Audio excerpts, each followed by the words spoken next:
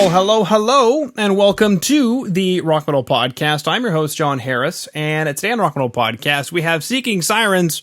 They just released a couple of banging new singles, a debut single and a follow-up single. They've got music videos, and we're going to be chatting about those tracks, those videos, the upcoming news with Joseph today. So, Joseph, welcome to the show. Thanks, man. Thanks for having me. Absolutely great to have you on. I really dug the stuff when it came across my desk, even though it was an email. I still like to say that, like, you know, a secretary came in with my coffee and... You were at your desk, probably, when you read it. Yes, it works indubitably well. So take us through this debut single. I mean, that's kind of like a proud moment, right? You've put something together, you're ready to share it to the world, and then just, there it goes. So... Well, Kevin Wilson is the counterpart to this project, so it's basically like, you know, him and I's project, and we've known each other for years.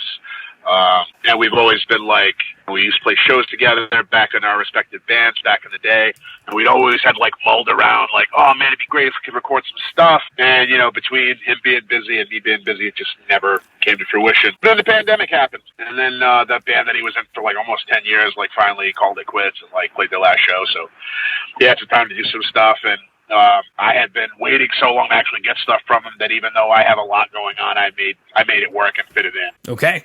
I thought you were going to keep going, but I'll keep it going then by asking questions. I believe that's my job. Right on. I mean, I can keep going if you want, but, you know, I every now and again I get the whole, you know, I never shut up, broken record type thing, so trying to keep it a little concise, but I can talk a dog off a meat wagon if you want, man. It's all good. Yeah, there we go, baby, because my follow-up question is almost more like a comment that kind of leads to a question is, the pandemic did some weird things. It brought some musicians together. It, I don't know, tore them apart. You mentioned, you know, they did their last show and they called it quits. So it kind of almost makes me think like it was going to happen anyway. It just needed the...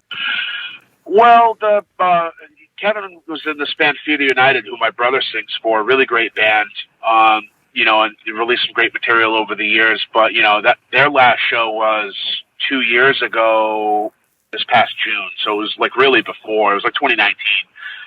Before the pandemic really started getting anything remotely talked about, really. I think it was like the fall of 2019 was when it started, you know, getting news and all that stuff. So that wasn't pandemic related per se, but, you know, it's one of those things, like a lot of times, you know, if you're in just one band and you do that for, you know, a long enough time, when that band finally goes kaput on whatever term, a lot of people don't jump into another musical project right away. You know, a lot of people wind up either, you know, just taking some time off or, even worse, spiraling out into some sort of weird depression. Been there. But yeah, I just, you know, it was one of those things where it was like, oh, you know, he had the time. And I was like, oh man, you know, I got some stuff, you know, working on this. And I was like, yeah, man, I got a chock full schedule of stuff going on, but I'll make that work, man. Yeah, send me the stuff. And it just kind of blew up from there. So like we've got, you know, including the two singles we just released, a total of 5 that are all recorded. They're done. They just need to get mixed and mastered. That's still underway. Another thing about Kevin that's really cool, I almost hate him in a way because he's just talented at everything that he does. So he also does racing. So like he races dirt bikes and like quads and stuff, and like, you know, professionally, like he wins trophies and stuff. He's actually really good at it. So with the race seasons and everything else, there hasn't really been a lot of time to stay focused on that. And then also he has his own recording studio. He records bands, all sorts of bands down in North Carolina. So he's just very little free time to work on our stuff, but it kind of works out in a way because I have so much other stuff going on that, you know, I can kind of just pay attention to that stuff. But it's like, okay, I basically just like leave them off like, all right, let me know when this is ready and I'll do this, that, and the other thing. And then that's what we do. So the plan right now is we've got the next single. It's getting mixed. It's underway right now. We're going to try and do one more video for that. And then we might release all 3 songs with the other 2 on an actual EP release and press some CDs and stuff, and release that all at the same time with like a video in tandem and stuff. That's basically kind of the plan. Okay. For lack of a better term. Yeah, you heard it right here, right now on the Rock Metal Podcast. There could be an EP coming, which is actually one of my questions. Are these singles just standalone, just, you know, throwing singles out, or is there a body of work coming along? Yeah, I mean those singles are part of a body of work. They were supposed to lead into with a release schedule for the whole EP, that sort of thing. And it just with the nature of everything that went on, it just didn't wind up panning out that way. So what we'll wind up doing, like I said, just the next one will probably release all 5. 2 other ones that haven't been listened to by anybody yet, and then the 2 that we've already had out will be released as a 5-track EP. And then we've got a couple others that I started working on, but I'm not finished with yet. That might be on the table for, later 2022. Mm-hmm. But, there's just a lot going on right now. I wear a lot of different hats, Sour Times from Under Concrete Kings, and I've got a solo record coming out in November. I've just got a lot of moving parts right now. So, I'm hoping that the next batch will get done sometime in 2022, but I can't even begin to promise anything like that, unfortunately. Well, now you mentioned being amazing, and then I never said that. The words never came out of my mouth. Man. I never said that. But thank you. You're welcome. Kind of made my day. Yeah, good. Mister, I'm coming out with my solo record, just dropping that like a little bomb.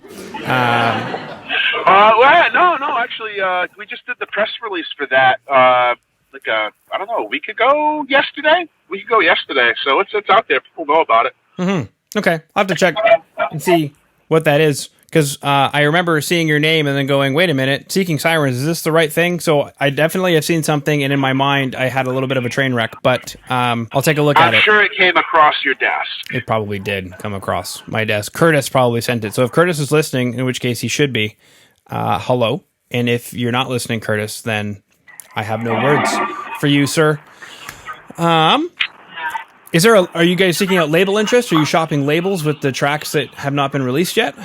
We haven't shopped to any labels at all. That's kind of, I don't know.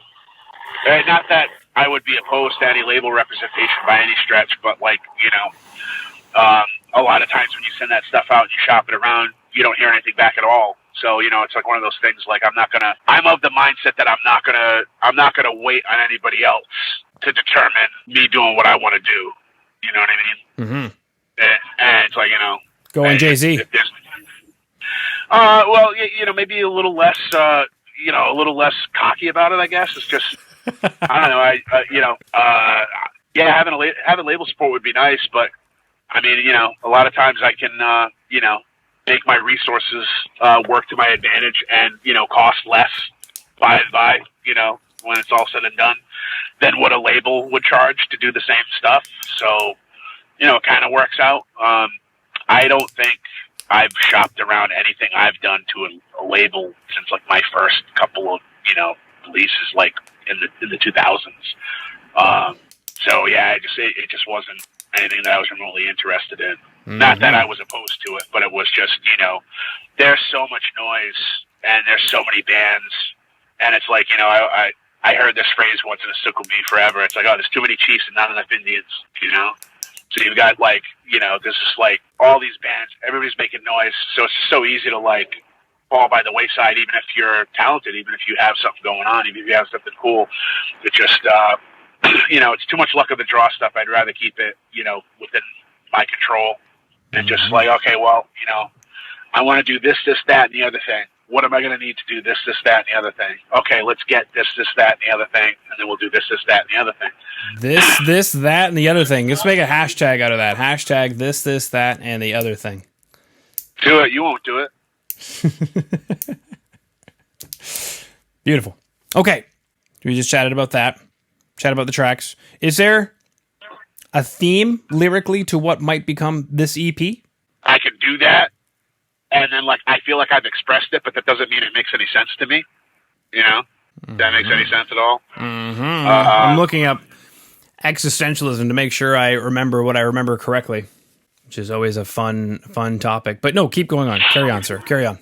Don't mind me. Yeah. So, long story short, there's, different songs focus on different things. Splinter, for instance,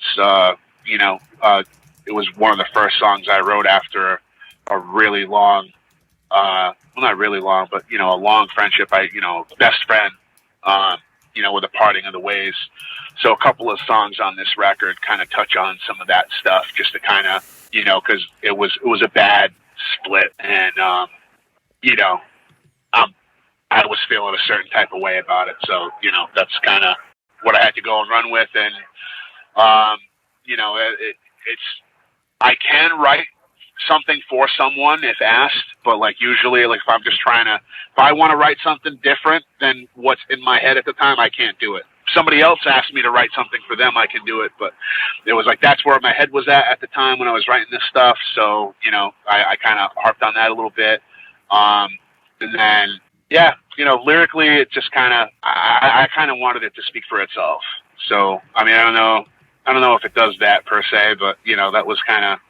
I don't like giving too much into it for the lyrics too, because I like to try to write them so like people can take what they want out of them when they listen to it, and get their this is the first time this has ever happened to me. Actually, a couple weeks ago, I've got a fan out in I think Wyoming or Wisconsin, one of the states with a W, and she actually like sang along to the song Surface on TikTok or whatever. And, she was talking about how the lyrics were so profound and blah, blah, blah. It was like all this really sweet stuff. Then she got a few of them wrong. So it's like, so I'm like hitting up her fiance. I'm like, hey, tell your fiance I was really moved. That was really awesome. But she done messed up a couple things. Here, go ahead. These are the lyrics, all right? Just so she could fix that stuff, right? Because that's not what I was saying. Oh, okay. So we all had a good laugh over that. But, that's cool. That's kind of what I'm aiming for. Is like, even the things that she misheard were close enough, but like, it was kind of like, that's what made it, that also helped make that apply for her, and she could take something out of it. And that's like the best thing that you could ever get as a lyricist, where it's like, you put a bunch of words down on a piece of paper and they could mean A, B, or C to you, but it could mean this, that, and the other thing, hashtag to, whoever's listening. You never know. That's one of the nice things about art in general, is that it's in the eye of the beholder kind of thing. It sure is. Yeah, and that is a good point for anybody who is listening. Statistically, not many people, if anybody at all, at this point. But that's just kind of how it rolls, in the media world. Yep. Yeah, it's feast or famine, man. It's feast or famine. Yeah. You got 5 seconds, literally 5 seconds to wrangle somebody in. Yeah, and then after that, it's what are you going to do? Another interesting story about Surface. The intro to Surface was actually like a little more than twice as long as it was. And we had to have a sit down about it. Like, hey, man, this sounds great. We got to cut this in half because, man, if we can't get the first 15 seconds of this song kicking in, nobody's going to even listen to it. Nope. Nope. They're just going to hear the intro and they're going to get bored after a few seconds. And nope, on to the next one. Yeah. So it's like... Yeah, that's the attention span of people has gone down. Yeah, that's a good point, though. Very good point. Metal bands and their 90-second intros, like they still do it, even though they know they shouldn't. But well, they'll do it on songs on an album, but like if they're smart, they won't do it for like if they're trying to do a single release. Yeah. But and again, that's one of the things I like so much about that genre in general, is that we don't really make that stuff for other people. Like we do what we want to hear, like I'll listen to a song by another band and I'm like, oh man, that's cool. If I was going to do that, though, I would do it this way. And then my ass will straight up go and do a song that way. Like that's the kind of cool thing about metal, is like we kind of don't care. It's like, no. I want to do what I want to do. And if somebody likes it, great. But that's not what it's about. Mm-hmm. So, yeah. And I think that's why I'm still doing it after all this time, because it's like I get to do what, I get to try make stuff, or at least attempt to make songs that I want to hear. Not that I don't want to hear other stuff that's out, out there. I love all that stuff. It's just, that's the aspect of it. That's the allure. Sure is. Sweet. So we chatted about a lot of things today. We chatted about Surface, we chatted about Splinter. Music videos are available in today's show notes by clicking on the YouTube links that are available where those videos are. I've also got the Facebook page for the band in today's show notes so that people can click on it. And if they're on Facebook, they can click like or follow or whatever it is that you do on Facebook? That would be huge. That Yeah. would be huge. Also, Spotify, man, if you hear it on Spotify, like the track, follow the artist. Literally every click helps. Otherwise, the algorithm just pays us no mind at all. Mm-hmm. I can't stress that enough. Like it's crazy. It's so hit or miss, and just the Spotify algorithms are wild. Like that's one thing I kind of like about TikTok is they still haven't figured out how to weed out every little guy on TikTok yet. So like people can randomly still get up on it. But Spotify's got theirs on lock, man. If you ain't part of the club, man, that's it. Tell me about it, Joseph. Tell me about it. Cool. Because as a podcaster, you might be even listening on Spotify right now. Thank you so much for finding me. Statistically, you're probably listening on Apple Podcasts, though, or on the website, therockmetalpodcast.ca. Statistically, you're also probably between the ages of 18 to 34, male, and in a band. Statistically. The internet is watching you. Can you, get out of my head, though? Sure. That'd be cool. Yeah, that'd be great. If I could do that. I'm also seeking sirens. I want to see what a mermaid actually looks like and if it really is that attractive. So. The lore is kind of weird. There's a lot of different depictions. Like another mythological character that I like, I think they're called cryptids, so like mythological creatures or whatever, is Medusa. Mm-hmm. There's so many different depictions of her. And it's the same thing with, mermaids and sirens and stuff. But the reasons I, like the sirens thing so much is that, they have beautiful voices and they bring wayward sailors, to their briny depths and doom. Which I always thought was if that wasn't a honeypot, then I don't know what is, man. Just beautiful honey, half naked in the ocean, singing you a song. Come on over here. And then see you later, bro. Mm-hmm. You ain't going home, That's right. Gotta love the predatory nature of that, I guess. You do. You really do. Sorry, I went off on a tangent. It's okay. It was okay, sir.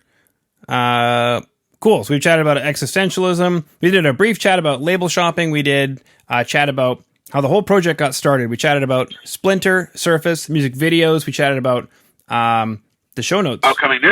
Upcoming news, EP on the horizon. So definitely people who are looking to follow the band on Spotify or Apple Music or Facebook or whatever, then follow them because I got news coming up and give those tracks a listen. That concludes all my questions, Joseph. Right on. John, I appreciate the time and for having me on the show, man. It's cool and really appreciate it. Thank you so much. And man, maybe one of these days we can chat about my next project. Exactly. Groovy. Go ahead and look at your desk. I'm sure you saw the release for that. You're right, mister. Well, thanks. You did say thank you for having me on, and yes, thank you for popping on. I appreciate it. And, yeah, of course, man. Yeah.